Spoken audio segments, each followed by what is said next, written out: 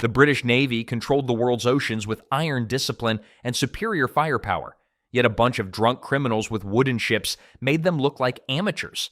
How did pirates consistently humiliate the most feared naval force in history?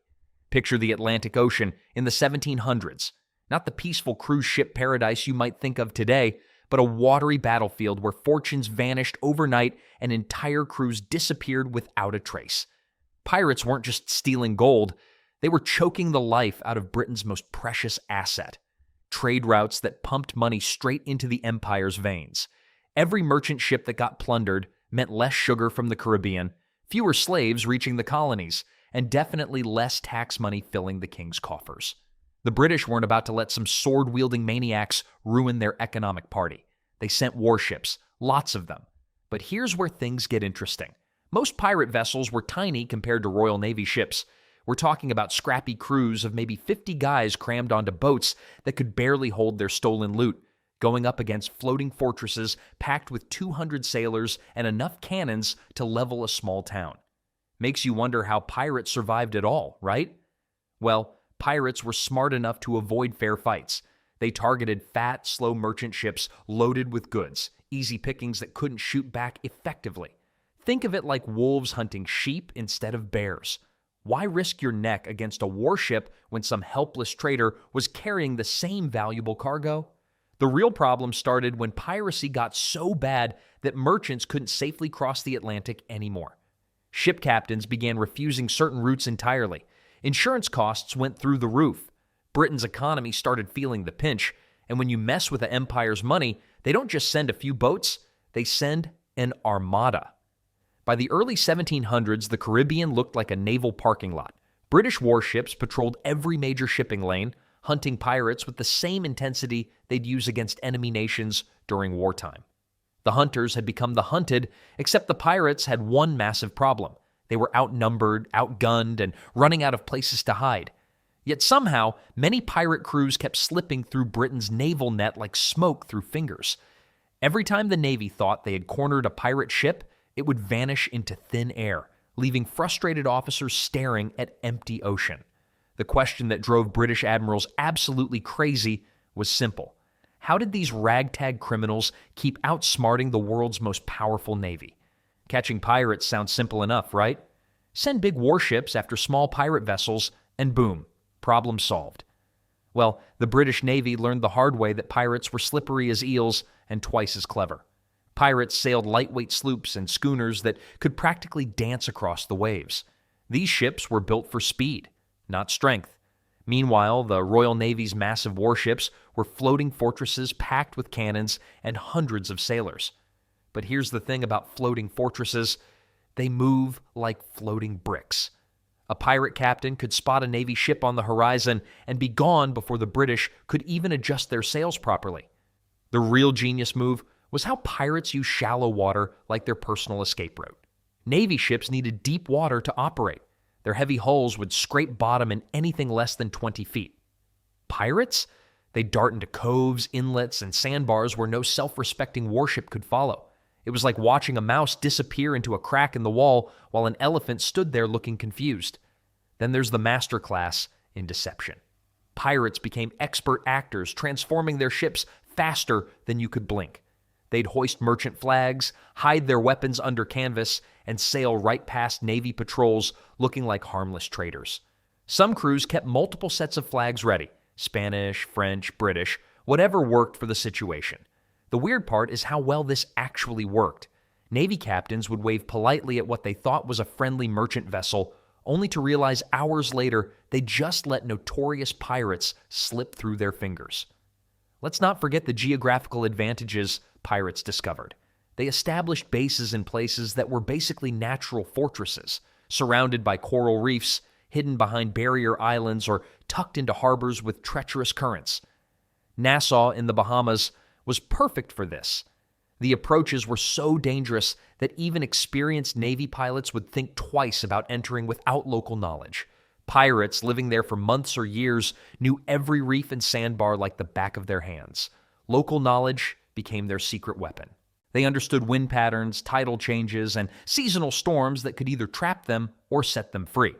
A pirate captain might wait for the perfect tide to slip out of a lagoon just as pursuing Navy ships got stuck on the outgoing water. But all this clever maneuvering meant nothing if the Navy could predict their moves, and that's where the real game of cat and mouse began to involve something pirates never expected: betrayal from within their own ranks. Running from the British Navy was one thing, but pirates had to be clever about it. They couldn't just sail faster and hope for the best. The smartest captains turned deception into an art form, using fake flags like actors switching costumes mid-performance. Blackbart Roberts was a master of this game. He'd approach merchant ships flying a friendly French or Spanish flag, looking like just another trader crossing the Atlantic. Crews would wave back, maybe even prepare to share news from home. Then, at the last possible moment, Bart would hoist the black flag and unleash hell. By the time victims realized what was happening, pirates were already climbing aboard with cutlasses drawn. But here's where it gets really sneaky. Pirates didn't just fool their victims, they fooled their hunters too. When British warships appeared on the horizon, experienced pirate captains would quickly swap flags again. That menacing skull and crossbones? Gone! Up went a British merchant flag, complete with the proper signals. The flying gang operating out of Nassau took this even further. These weren't just random pirates, they were organized. They studied British naval codes like students cramming for exams. When Royal Navy ships approached Nassau's harbor, flying gang vessels would flash the correct recognition signals. British captains, seeing what appeared to be friendly ships, would sail right past without a second glance. Then there's the night game. Smart pirates knew that darkness was their best friend, but they had to use it right. They'd cover their lanterns with thick cloth, creating what sailors called running dark. Ships could slip past British patrols completely invisible, like ghosts on the water. Makes sense, right? If you can't be seen, you can't be caught. Some crews got creative with their deception. They'd dress crew members as women passengers, hang laundry on deck, and even paint fake damage on their hulls. British captains, thinking they were looking at a harmless damaged merchant vessel, would often ignore them entirely. The weird part is how well these tricks worked. British naval officers, trained to spot threats, kept falling for the same basic con games. Pirates would literally wave at them using proper naval etiquette, and the British would wave back. Of course, all this trickery required something else entirely: detailed information about where those British ships were going and when. And that's where pirates really showed their intelligence, building networks that would make modern spies jealous. Pirates weren't just lucky when they escaped the Royal Navy over and over again. They had something far more valuable than fast ships or clever disguises. They had eyes and ears everywhere. Major ports like Port Royal, Charleston, and Boston buzzed with information. Navy ships needed supplies, repairs, and fresh crews before hunting pirates. But here's the thing. Pirates got there first. They planted spies among dock workers, tavern keepers, and even ship chandlers who sold supplies to naval vessels. These informants knew exactly when warships were leaving, how many cannons they carried, and which routes they'd patrol. The money was too good to ignore. A single tip about naval movements could earn a spy more than months of honest work. Pirates paid well for advance warning, and corrupt officials found the bribes irresistible. Jean Lafitte perfected this game better than anyone else. His network stretched from New Orleans to Havana, feeding him constant updates about American and British naval activities. Lafitte's spies included customs officers, merchants, and even some naval officers' servants. When the USS Carolina planned to attack his base in Barataria, Lafitte knew about it weeks before the ship even left port. Then there's the coded letter system that connected pirate captains across thousands of miles. These weren't love notes, they were military intelligence reports. Pirates shared details about which islands had naval patrols, when merchant convoys would sail, and where Navy ships were anchored for repairs. The British intercepted some of these letters, but breaking the codes took time pirates didn't give them. What made this spy network so effective was its reach into colonial governments themselves. Many colonial officials secretly supported pirates because piracy brought money into local economies. Pirates sold stolen goods cheaply, and everyone benefited except the Royal Navy and British merchants back in London. Some governors even warned their favorite pirates when London ordered crackdowns. But the real genius was in the timing. Pirates didn't just gather information, they used it strategically. When spies reported naval squadrons heading toward Nassau, the flying gang would scatter to different islands. When informants revealed that HMS Swallow was hunting along the African coast, Blackbart's crew avoided that entire region for months. Makes sense, right? Pirates turned information into their most powerful weapon. However, this spy network that seemed unbreakable would eventually become their greatest weakness. The same people who sold secrets to pirates could be bought by the British Navy too, and when that happened, the hunters would finally corner their prey. The British Empire got tired of losing money to pirates, really tired. By 1720, they decided to fight dirty right back, and honestly, they were better at it than the pirates ever were. Here's where things got clever. Instead of just chasing pirates around the ocean like some expensive game of tag, the Royal Navy started dangling carrots, big, juicy carrots. They offered royal pardons to any pirate willing to give up the life and rat out their former buddies. Well, guess what happened? Pirates started betraying each other faster than you could say pieces of eight. The British also rewrote the legal playbook. Before, catching pirates meant dragging them back to London for trial, which took forever and cost a fortune. New laws let colonial governors hold trials anywhere they caught pirates. Suddenly, justice moved at lightning speed. No more months-long voyages back to England while evidence disappeared and witnesses forgot what they saw. Then there's the storm factor. Mother Nature became the Navy's unexpected ally. Pirates who dodged warships for years found themselves wrecked on reefs during hurricanes, their fast little ships no match for Caribbean weather. When you're busy bailing water, you can't exactly outrun a man of war anymore. But the real game changer? Blockades. The British figured out something brilliant. Instead of chasing pirates across the entire ocean, just cut off their favorite hideouts. Nassau, the pirate capital of the world, got surrounded by naval squadrons in 1718. Pirates couldn't get in, couldn't get out, couldn't resupply. Makes sense, right? Why hunt wolves in the forest when you can just guard the water holes? Let's not forget technology. The Royal Navy started building ships that combined the best of both worlds, fast enough to catch pirates, but still packed with enough firepower to blow them out of the water. These weren't your grandfather's clunky warships anymore. The psychological warfare worked too. Every captured pirate crew meant fewer recruits for the remaining captains. Word spread through port taverns that piracy wasn't the easy money it used to be. The Golden Age was turning into a death sentence. By 1720, the net had definitely tightened around the Caribbean's most wanted. But when cornered rats finally had to fight back, the results were absolutely brutal. The question wasn't whether pirates could still escape, it was whether they could survive what came next when all their tricks stopped working. When pirates actually faced the Royal Navy in direct combat, the results were usually brutal and swift. Navy warships packed anywhere from 20 to 100 cannons, while most pirate vessels carried maybe 6 to 12 guns.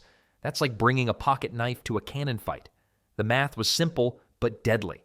A typical Navy ship of the line carried 400 to 800 men, trained for months in coordinated battle tactics. Pirates? They might have 80 sailors who were brilliant at quick raids, but had zero experience in prolonged naval warfare. Makes sense why pirates avoided these confrontations, right? But here's where it gets interesting. Pirates occasionally won against impossible odds, and when they did, it was spectacular. In 1717, Blackbeard's crew captured a French slave ship and turned it into the fearsome Queen Anne's Revenge. They didn't win through superior firepower, they won through sheer audacity and psychological warfare. Blackbeard would light slow-burning fuses in his beard during battle, creating a demonic appearance that terrified enemy sailors into surrender. The Battle of Cape Lopez in 1722 tells a different story entirely. Bartholomew Roberts, known as Blackbart, finally met his match when HMS Swallow cornered his ships near the African coast. Roberts had successfully evaded the Navy for years, capturing over 400 vessels. Yet when Captain Challoner Ogle's warship caught him in open water, the fight lasted barely 2 hours. Blackbart took a grape shot to the throat and died instantly. His crew, seeing their legendary captain fall, surrendered within minutes. Well, that's the thing about pirate battles. They were either over in minutes or they never happened at all. Smart pirates like Henry Morgan preferred amphibious raids on coastal towns where Navy ships couldn't follow. When cornered at sea, even the most notorious captains faced a grim choice: fight and probably die, or surrender and definitely hang. The The weird part is how quickly pirate crews fell apart once their captain was killed or captured. Without that central leadership, these supposedly fearsome bands of cutthroats would scatter like leaves in a hurricane. Navy commanders learned this weakness and started targeting pirate leaders specifically during battles. Then there's the aftermath. After major defeats like Cape Lopez, surviving pirates found themselves with nowhere to run and no one to follow. But the most devastating weapon the Navy wielded wasn't cannons or cutlasses. It was something far more cunning that would ultimately break the pirates' power forever. When pirates faced off against the Royal Navy, it wasn't exactly a fair fight. Navy warships packed serious heat, rows of massive cannons that could blast holes through wooden hulls from hundreds of yards away. These weren't your average guns either. We're talking about 24-pounders that fired iron balls weighing as much as bowling balls, backed by trained gunners who knew exactly where to aim. Pirates? Well, they worked with whatever they could get their hands on. Most pirate ships carried maybe 4 to 8 small cannons, often stolen or bought from shady dealers. Their crews wielded cutlasses, flintlock pistols, and the occasional grenade made from whatever explosive materials they could scrounge up. Makes sense, right? They were basically bringing knives to a cannon fight. But here's where things get interesting. Pirates didn't win through firepower. They won through fear. Blackbeard didn't need the biggest guns when his reputation alone made merchant crews surrender before the first shot was fired. Smart pirates knew that a terrifying flag and a fearsome reputation could accomplish more than a dozen cannons ever would. The real problem for pirates was gunpowder. Navy ships carried tons of the stuff, enough for extended battles. Pirates had to be extremely careful with their limited supplies. One long firefight could leave them defenseless for weeks. That's why they preferred lightning-fast attacks. Get in, grab the loot, get out before anyone could organize a proper defense. Then there's the boarding action factor. When ships got close enough for hand-to-hand combat, pirates actually had an advantage. They were scrappy fighters who knew how to use every dirty trick in the book. Navy sailors were disciplined, but pirates fought like their lives depended on it, because they usually did. Some clever pirates managed to capture Navy weapons and turn them against their former owners. Blackbart's crew once seized a warship's entire artillery and used those same cannons to terrorize the coast for months. The irony wasn't lost on anyone. Yet for all their cunning and ferocity, pirates faced one unchangeable reality. They were always outnumbered and outgunned when the Navy finally cornered them. Even the most feared pirate captains knew that avoiding battle was better than winning one. Because winning once didn't matter if you couldn't win every single time. But what happened when there was nowhere left to run? When the cat-and-mouse game finally ended and pirates found themselves in chains? When the Royal Navy finally caught pirates, the show was just beginning. Britain didn't quietly lock them away. They made examples out of them. Public trials became spectacles, with crowds gathering to watch notorious sea criminals face justice. The message was crystal clear. This is what happens when you steal from the crown. Most captured pirates never saw freedom again. The gallows waited at places like Execution Dock in London, where bodies would hang in chains as grim reminders. Some pirates tried pleading for mercy or claiming they were forced into piracy. Nice try, but judges weren't buying it. The courts had grown tired of excuses. Then there's the interesting twist. Some pirates actually got lucky. Britain offered royal pardons to crews willing to surrender and give up piracy forever. Smart pirates like Benjamin Hornigold took the deal and walked away. Others, stubborn to the end, chose to fight and usually died for it. Makes sense when you think about it. Why hang when you could retire? But here's what really mattered. Britain's brutal crackdown worked. By 1730, the golden age of piracy was over. The Atlantic trade routes that had been terrorized for decades suddenly became safer. Merchant ships could sail without constantly watching the horizon for black flags. Let's not forget the bigger picture, though. When piracy collapsed, it reshaped entire economies. Trade flourished, but it also meant the slave trade expanded more easily across the Atlantic. Fewer pirates meant fewer disruptions to these horrific human trafficking routes. The Navy's victory came with dark consequences most people never considered. Some former pirates found new lives entirely. A few became legitimate sailors or even joined the very Navy that once hunted them. Others disappeared into colonial settlements, probably lying about their past for the rest of their lives. Can you blame them? The endgame wasn't just about individual pirates. It transformed how maritime power worked. Britain's aggressive tactics proved that no sea criminal, no matter how clever or feared, could outrun an empire determined to crush them. The age of pirates dodging through Caribbean hideouts was finished. What's fascinating is how quickly it all ended once Britain committed fully. Decades of cat-and-mouse games collapsed in just a few years of serious naval pressure, but the techniques both sides developed during these maritime battles would influence naval warfare for generations to come.